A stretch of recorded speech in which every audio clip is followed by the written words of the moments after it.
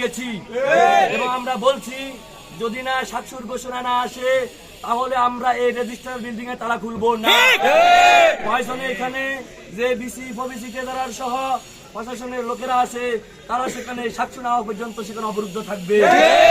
সেই সাথে আমরা সাক্ষর সকল প্রতিদ্বন্দ্বীরা এবং শাস্ত্রীয়তা মিলে ঘোষণা দিতে চাই যতক্ষণ পর্যন্ত না সাক্ষর ঘোষণা আসবে ততক্ষণ পর্যন্ত এই সাবিপ্রবির 320 একর শাটডাউন থাকবে।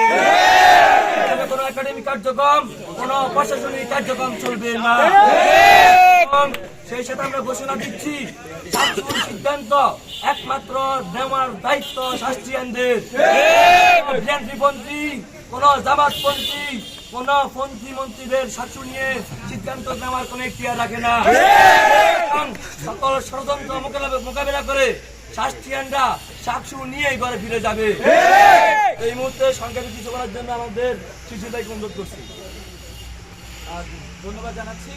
ফয়সাল যেটা বলেছে এটাই আমাদের কথা। আমরা ইতিমধ্যে আমাদের যারা প্রার্থীরা আছেন সবাই মিলে ডিসিশন নিয়েছি, আমাদের শিক্ষার্থী বন্ধুরা আমাদের সাথে ছিলেন, সবাই মিলে আমরা একমত যে আমরা সবাই মিলে আমাদের প্রার্থীরা শিক্ষার্থীরা আমরা দেখেছি যে আমাদের বন্ধুরা আমাদের ছোট ভাইয়েরা আমাদের সিনিয়ররা তারা কি কষ্ট করেছেন দীর্ঘ এই নির্বাচনী জার্নিতে নিজের টিউশনি টাকা